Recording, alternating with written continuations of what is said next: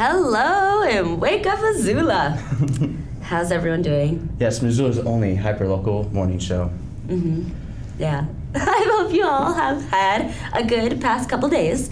We're starting the show with me, and we've got a bunch of great things for our show today. We have a guest today. That's right, Noelle. We have Lou Ann Crowley from the Missoula's Farmers Market. Nice, yeah. Nice. It's a great year because it's kicking off tomorrow. Yep, kicking off this weekend. I know, I'm It's gonna be excited. exciting. Summer's officially here with the farmers market. Yep. Yeah. Just let Mother Nature get that rain out of the way and Yep. can start getting warm. Yeah, definitely. Okay, so I've got some weekend events for everyone. First, I'm gonna start off with the weather. As you can all see, it's a little rainy out there. Yeah, so showers are 80% likely. There's a high of 57 today, low of 36 tonight. And for Saturday, it's going to be a pretty rainy weekend. Saturday, 70% chance of showers, high 54. Saturday night, low 35. Sunday, 40% of chance of showers and a high of 59. Yeah, and then it goes back into Monday, and you can see that Monday is going to be a little nicer. That's great. Yeah, so we're going to have a rainy weekend, but it'll be beautiful on Monday, so just hold out for that. Yeah, yesterday was the last day I hung out with the flagship.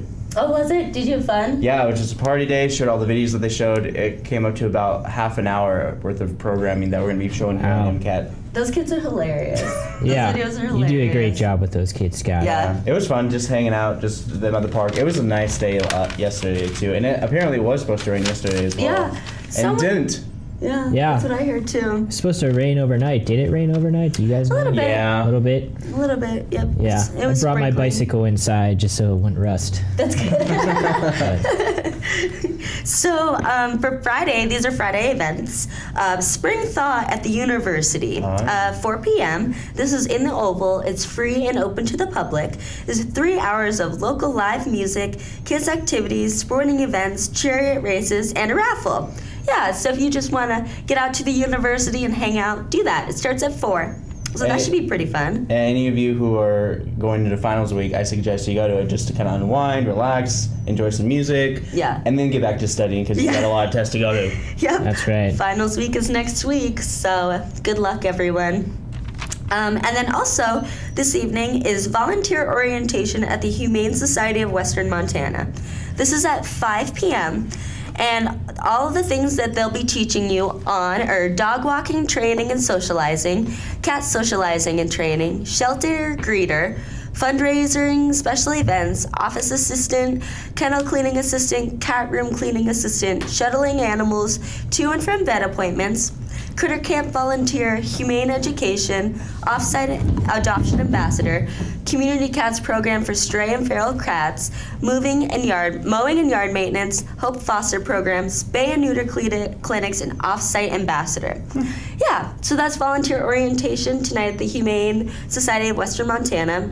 That is located, that's out on Brook Street in between Missoula and Lolo.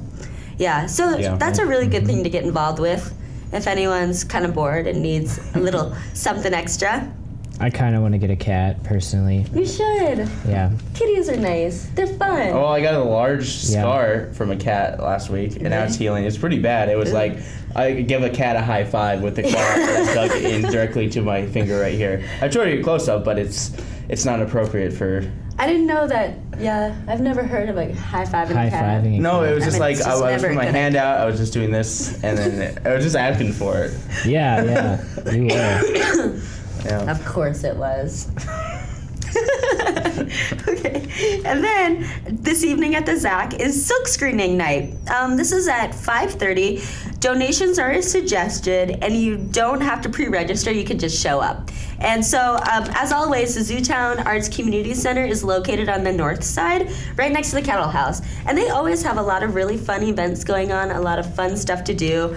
And most of it is like either free or just like a small fee. So check that out. And then this evening there is music at the Union, the Palace, Badlander, Top Hat Lounge, Sunrise Saloon, and the Dark Horse. Wow. If you want to get out. Yeah. And then Saturday's events Farmers Market has started, and we've got Luann on to chat about it. That's right. And so that starts tomorrow from 8 to 1, but we'll hear further about it in the show. And then there's a pottery sale at the Zach tomorrow at 11 a.m. You paint your own pottery studio, and they're painting gnomes, garden gnomes. Ooh. Yeah. Sorry. I know. That's No. kind of creepy, but Have you guys ever seen the book, the gnome book? Yeah. I recently saw Absolutely that, cool. and it's awesome. I like Yeah. it. I appreciate it. I think it's cool. My brother has a gnome sign that says, "Please don't smoke." Cute. So, I don't know. they are red, white, and blue, and that's American. Gnomes are American. That's like they're actually Swedish. I just say something, and then you guys are just quiet and look at me like, what? But they're on sale on Saturday only. So I wonder if they're expensive. I don't know. Check it out. Gnome painting would be a lot of fun. And also, Saturday, there is Zoo Fest at Karis Park, which this sounds like it's going to be a ton of fun. It's free all day. It's a celebration of Montana music and art. It goes from 2 in the afternoon until 10:30. The bands that will be playing are Cure for the Common, Shakewell, 3-Year Dog, Baby Tiger, The Hasslers, and Gill and the Spills. Oh. Yeah, check that out. That's going to be a really fun, get out of school celebration at Karis. And another thing is that the Hasslers, who are also playing at Zoo Fest, are also playing at our concert that we're putting on That's right. in 2 weeks on the 24th on Saturday. Cool. So Yeah. you guys should check it out. It's free. And in it's- addition to the Hasslers, we've got Boys, Hunter and the Gatherers, and Comatose Smile. Nice. That's at Stage 112? Yes. Cool. That'll be fun. Yeah. So then Saturday night after Zoo Fest, you can check out music at the Union Club, Top Hat, Palace, Badlander, and the Sunrise. Yeah. And then Sunday is Mother's Day. Mother's Day. So Mother's Day. please remember to call your mom and remind her how awesome she is. And if your mom's not available to call, just, send her a sweet message and yeah. Yep. Yeah, and Yes. then Sunday evening is Jazz Martini Night at the Badlander from 9 to midnight. It's $4 martinis, and it's free. And then Russ Nassett will be at Droughtworks at 5. And then there are swing dance lessons at the Missoula Winery for $5 from 4:45 to 5:45. Yeah. Yeah, Mother's Day reminds me of a story that I had with my mom. Okay, let's hear it. She called me one day, and she's like, and she had this tone in her voice, like, "Hi, Scotty." I'm saying, "Hi," and I knew there was something going on. I knew there, so the wheels turned. It's like, "What's today? What's today?" I was like, "Oh, happy birthday!" Because it's always like she gets that tone. She's like, "You should know something." Yeah. Ah. Yeah. Well, it's good that Noelle was here to remind us Yeah. that Mother's Yeah. Day is Yeah. this Sunday. Yeah, call your moms, everyone. They No. need it. And it's Yeah. good because that week my mom is going to be a grandma for the first time. Oh, congratulations. That's so exciting. Yeah. Cool. Is that your sister or your brother? Just my sister. I don't have a Your brother. sister that's having a baby. That's so exciting. Josh is my brother. Brother from another mother. Okay. All right, so we have a guest coming on, and Yes. before that, we want to show a little Yeah. throwback from the vault, and this is Missoula Farmers Market In from the 90s. 90s. Wow. 90s. 90s. Back.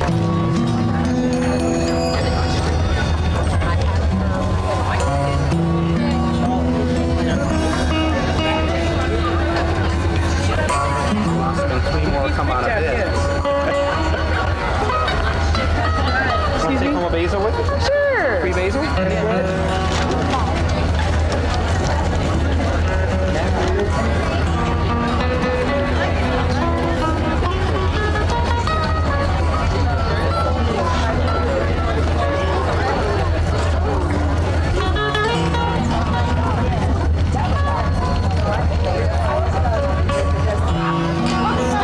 What do you have? Maybe a couple years ago. Well, I was find a house here in Missoula. Eloquence. I like that. That's good stuff. You're welcome. It's so far away from here. Everybody's calling? Yeah. Everybody's telling me I shouldn't. You mean Bear Kill?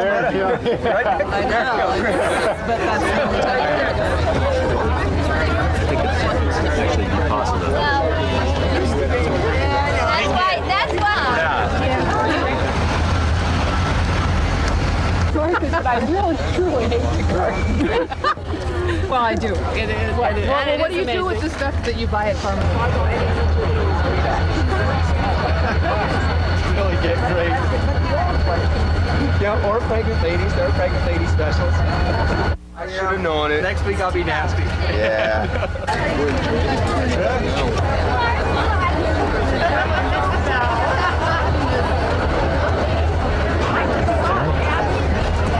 And we are back. Yes, we are back with Luann Crowley, a board member from Missoula's Farmers Market. So, Luann, first question: when does the market open, and where is it located? It actually opens tomorrow, All right. May 10th, at the X's. We're at the north end of Higgins. We traverse that whole line by the railroad tracks and by that great big old locomotive. Awesome. We open at 8 and we close at 1. Okay, great. Tell us a little history of the market. This market has been going since 1972. There were a couple of women in town who had come from university towns. Their husbands were professors at the U, and they noticed that there was no farmers market. And they knew that there was a glut of backyard produce from backyard gardeners because we are the Garden City. Yeah. So they put it together, and then another man on the city council wrote the resolution and created that space because you have to be there by ordinance. It's public space, so you go and you ask for an ordinance, and that's where we've been ever since. Wow, that's awesome. So, what does the market offer? I think the first thing that comes to mind is this old world charm. There's an ambiance. You do go down, some people are there for produce or coffee or baked goods, but it's the whole experience. It's a beautiful location. The mountains are there. We have seating right by the depot, so you can sit and relax and have coffee and look at the mountains, look at the people. The other thing that we offer, and all the markets that will be going on this summer, is fresh, local, safe, nutritious food. Absolutely. I mean, that to me that gets me so excited because I'll tell you what, I go through a grieving period in the fall when it's over. Because, they picked it that morning or the night before. So you can feel the freshness, the taste, the flavor.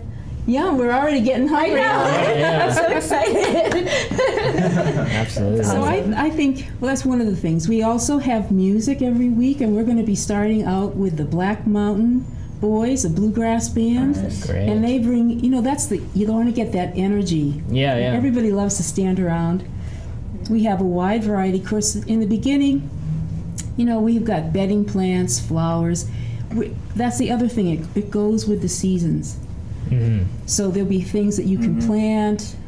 There'll be spring greens. I mean, a lot of the monk growers have these wonderful spring greens, and folks will have salad greens, and right from our own Charlo, there'll be asparagus. Nice. Yes. He's been doing this. He started, it takes a long time for asparagus to actually come, but this is his 3rd or 4th year, and he has fresh asparagus. Cool. Great. How long does it take asparagus to grow? At least 2 years to get Really? setted. Wow. To get set, I think. I didn't know that Wow. at all. So for people who can't find a way to get to downtown, there's also there's a public transportation system that you guys, it's like special. Connected. Yeah. Well, that parking commission did that. They have that old trolley, and I believe that runs from Dornblaser Field, and it makes that loop up to our market and then back. And it's free, and it comes, I think they try to come every half hour, so That's wonderful. Great. I know. It's kind of cool. Must cut down on parking in downtown. That's Oh yeah, man, parking is atrocious Yeah. downtown. So is it like first come first serve for booths, or do you have some reserved booths, or what's that all about?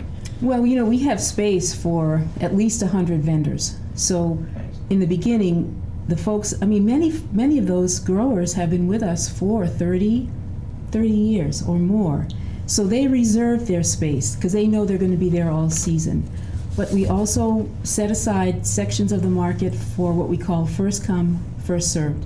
Greenhorns, noobs. Noobs. Kids, we want to attract some kids this year. Oh yeah. Because some of the people who work at the market used to sell strawberries and raspberries Right. there. Well, I know one of the stands that I went to high school with a kid, and he's been going there ever since. You might know him. He has like a really, really deep voice.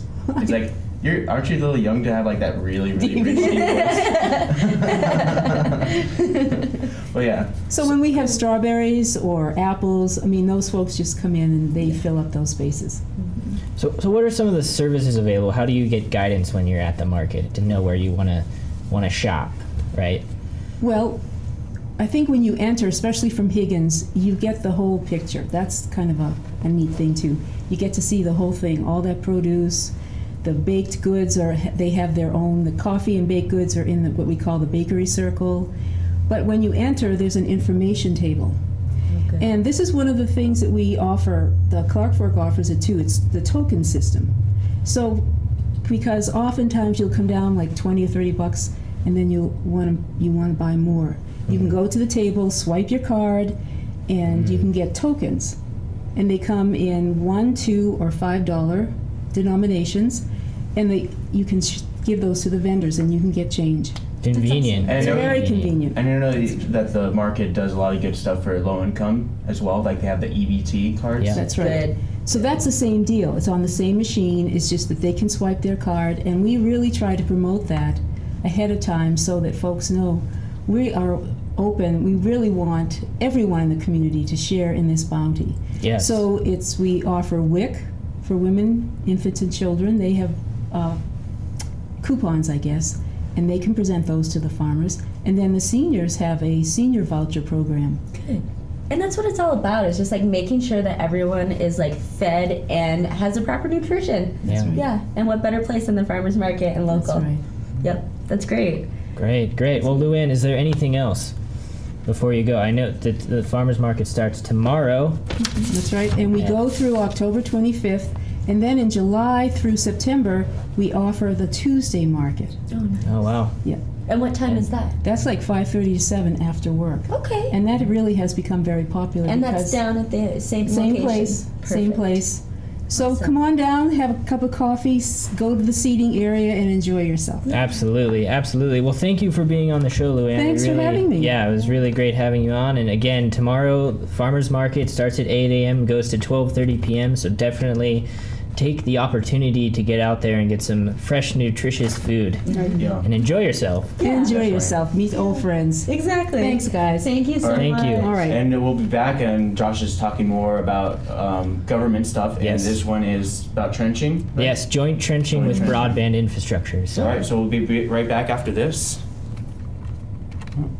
Hello and welcome Thanks to so Impact. much. Thank Impact you. stands for Missoula Community Access Television. We are a nonprofit group that helps the community get into broadcasting and communication. How? I'm not sure. If it's too formal, I mean, people are just gonna be like, oh, that's boring. And then if it's too like, oh yeah, we don't give a crap, la-di-da. Are you filming this? Oops. How we train anybody who comes through our doors how to shoot, edit, and produce videos. Whether you like to be in front of the camera or behind, we provide the equipment you need to get started, so come on down.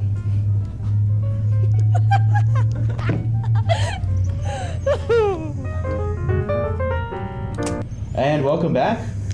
Yes, welcome back. We've got a great commentary on the Public's Work meeting that happened on May 7th. And basically what went down, I'll just use my cheat sheet here.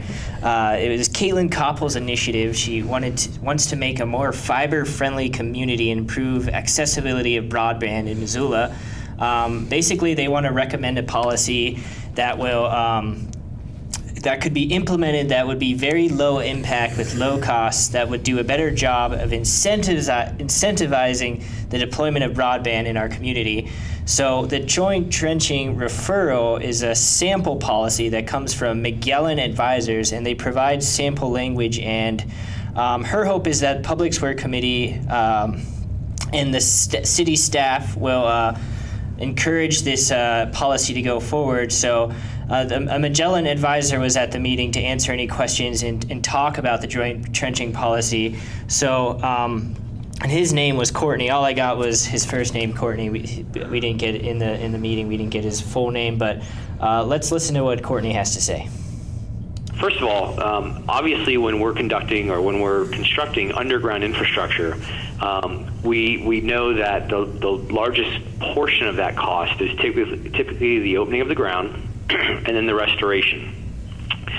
The actual placement of the conduit or other types of infrastructure is typically a very small portion of the overall cost.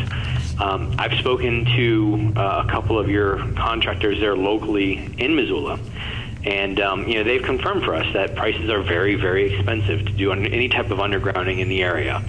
So what these types of agreements do is allow organizations that want to cooperate and want to work together to take advantage of projects that are going on. So for instance, if the county or the city or the water company or perhaps even a private provider or the electric company is coming into town and they have a project that is going to take place within the city or within the county, this would allow them the opportunity, or this would encourage them to reach out to those organizations that perhaps have a similar interest and ask, if you will, who wants to participate? We have a project. We're going to open the ground for X number of feet. Could be a few thousand feet. Could be several miles.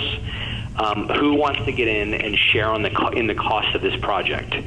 And so what we typically will find is that, again, if there is a cooperation and if there is a joint need between multiple organizations, you can essentially split that cost. Okay, so that was Courtney from Magellan Advisors. And Magellan Advisors is an advising group that goes all over the country and works with cities to implement joint trenching. And Courtney's points were basically, so what they want to do is make a resolution between city, county, and the utility companies. So the utility companies are the power companies and the sewer companies. And they want to make a resolution that encourages cooperation. So whenever there's a project where they're going to be digging up the ground anywhere in Missoula, they want to encourage cooperation between the city, county, and these utility organizations. Synergy, absolutely. And then once they encourage that cooperation, and once the projects begin, when it actually comes up, when it takes place, they get into the nitty-gritty specific details, because each project's going to be totally different, and they get into the details, the designs, and how much it's going to cost and how much they're going to split the costs. And so Jason Weiner asks a question during the meeting about how much of part of the planning process, how much of the portion of it is actually the resolution, the part where how much of it comes down to planning. So we'll hear what Jason Weiner asks, and then what also the Magellan advisor has to respond to that. So let's take a listen. Exactly. Well, basically, how much additional work are we taking on negotiating the specifics of any given project in the context of something being dug? And if it's, so I mean, we'll start with that, and I guess I'm interested in staff's opinion on that too. Right, so from your perspective, right, it would be, you would be reaching out to those organizations that have agreed that there is a need for cooperation in undergrounding of infrastructure, and you would have that discussion. And this can be a very high-level discussion at first. Obviously, if you're already in the process and design is underway, then it probably needs to be, the conversation needs to be much more targeted, because you have timelines that you're working up against. But the idea is that you would bring these topics and bring these projects to the partners, early on in the process, not at 60% design. So I think from the city's perspective, it's identifying someone who is the coordinator, if you will, within the organization, and identifying who those other coordinators are for each of the organizations that want to participate. And then it's just simply a matter of passing the projects by them. Hey, we're 18 months away, but this road's going to get realigned, or we're undergrounding water or sewer. Those are the type of discussions that need to happen well in advance. Okay, so that was the Magellan advisor answering Jason Weiner's question about I think that is a really good point that he just made, is that it has to be planned for the future. And I know that right now it's all in the talking phase. it's all talking about Absolutely. who they have to talk to and how are they going to get done, because some roads aren't as winter damaged as others. Very true. Yeah, no, I mean, it's all about coordinating, and that brings up the next point from Mike Haynes, who's Development Services. He talks about formalizing the process and getting the legal language down. So let's hear from Mike Haynes. It just seems to me the keys are getting the service providers. I mean, these are the folks that are really affected, getting them supportive of this process. And as far as the agreement is concerned, primarily I think that needs a legal review. Our staff have started to look that over, and we'll certainly make some comments, but it seems to me it's a legal review is really required. Thanks. Caitlin. All right, so that was just Mike Haynes from the Development Services, and the next thing that we're going to bring up is the city engineer, Kevin Slovarp. He talks about the utility companies. They know that there's projects going. They're already the city is already in the process of coordinating with what they call light utilities, which is power and telecommunications. But on the other hand, there is an issue with the water companies when they put in sewers. And so Mike Slovarp, the city engineer, is going to talk a little bit about how there's an obstacle to putting in broadband when they put in sewer lines, basically. So let's hear from Kevin.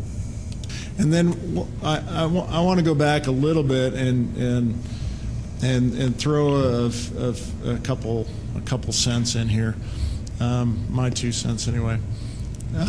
We do have some limitations with water and sewer, and those limitations for mains are where they're actually buried. You can't, per DEQ, Montana Department of Environmental Quality, we actually can't bury pipes, those two types of pipes, within 10 feet of each other unless you have, unless you get a variance from the Department of DEQ, so Department of Environmental Quality. So there's some limitations. We also really don't want a fiber optic or a telephone or some other utility really on top of a sewer line or a water line.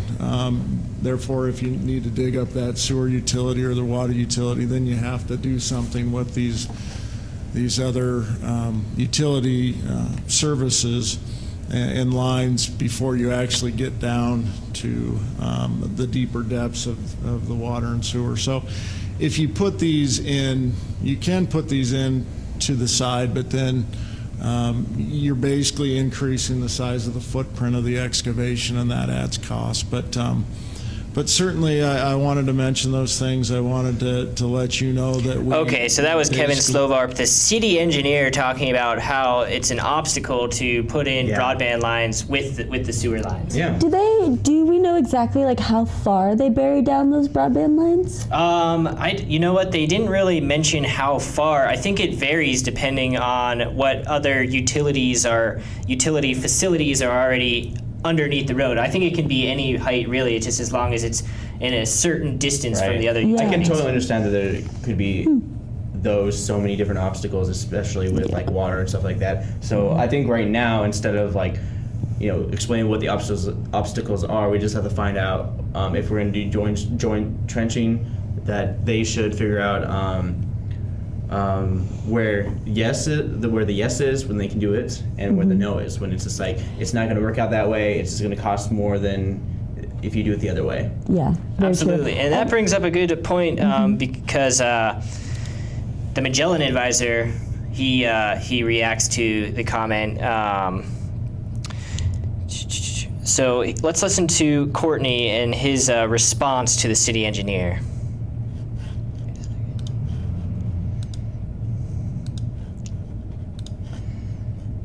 With these other utility services and lines before you actually get down to hard separation between utilities, and it does seem to. Okay, vary from community to community, state to state. We've had a number of our clients that have very successfully built a lot of fiber and a lot of underground conduit. With reclaimed water sewer projects, typically you can't really get a horizontal separation because you're right, you're now extending the footprint of the excavation. So, instead of a 12 or 18 inch trench, right, you may have to go to a much larger size trench to accommodate the horizontal separation.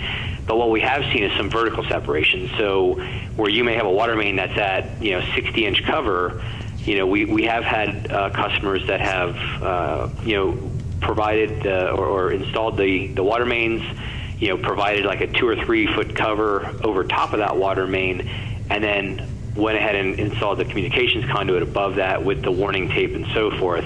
So you end up with about a 24-inch cover on the telecommunications duct, and then you have about a 3-foot cover between telecommunications and then the water or sewer. So again, every community is a little bit different. I've had some community engineers that just say, absolutely not, it cannot go in the same trench.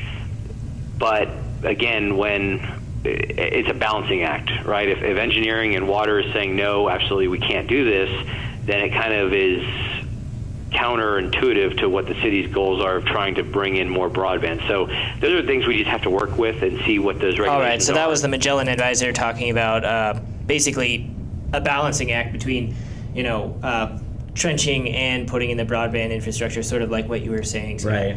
Then I'm going to take back what I said about just yes and just no. Okay. And trying to find the gray in between, trying to find like a third solution, a fourth solution, trying to find a better way to do it, because there's always another way. And what do you think, Noelle? What do you think we should do with the trenching? I don't really know. I think that as long as they're careful between like all of the different utilities that they have going on and go about it in a smart, like economical way. And it's good if we get more broadband. That'd probably be better for our city. But I think it's only logical that even if they're on all these construction sites that they're doing all this stuff, water main, all this stuff, they should always have like a person out there. Just like I'm assuming they're probably gonna have a person who's like broadband. Yeah. Like who knows how to install broadband. Yeah, and guys can do their job, and then all he has to do is kind of get in their way for a little bit and put it in. So they're already doing it, like you're saying. They're already doing it. They already have coordinators out there. But what they're trying to do in this public works meeting is pass a resolution that basically it's a signed amendment, a signed document where the utility companies and the city and the county agree. They sign a document agreeing to cooperate. Right.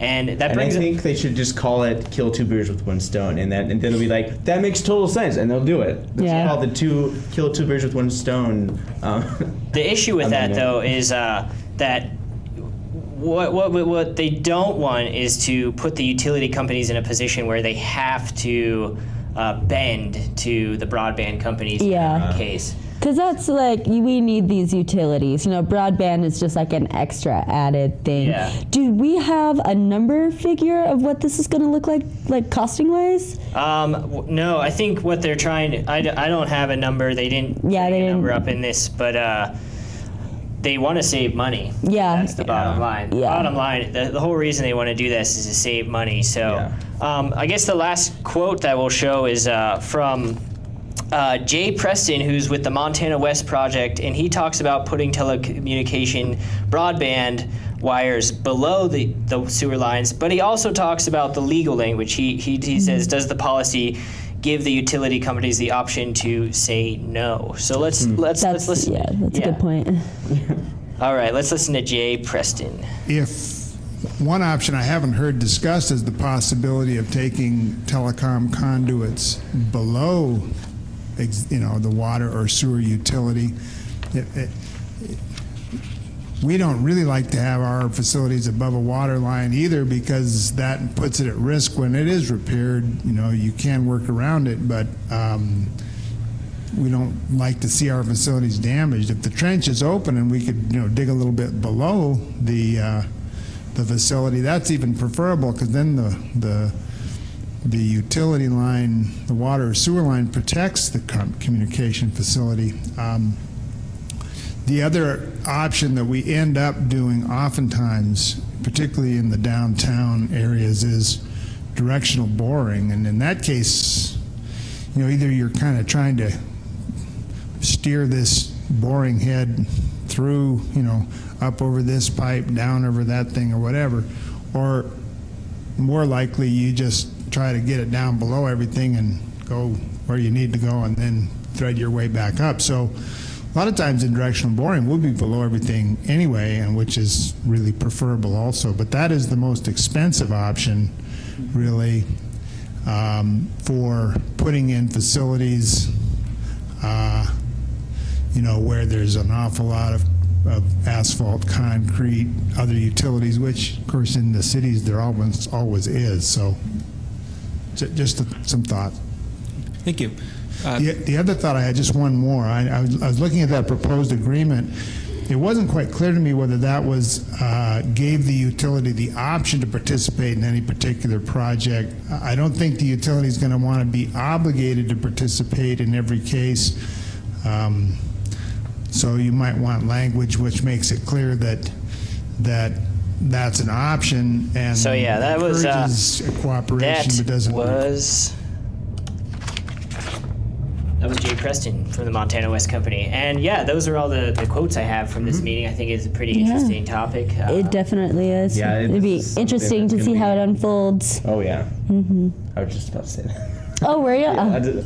Shut up now. Broadband, cable. I mean, we need it. We do. To make Missoula a community of the 21st century, we obviously need broadband. Yeah. So how far down are the utilities dug? Like, how far are they underneath? I think it varies. Like how he was just saying, directional boring, they can intertwine between the different lines. So I think it really varies. I know I was watching the whole meeting, and I know that the Magellan advisor was saying that some cities have like a uniformity. They have their one line on one side of the street, they have their sewer line on the other side of the street, and the broadband is the middle of the street. Missoula's not like that. Missoula's all over the place. Right. So, yeah. As our streets are.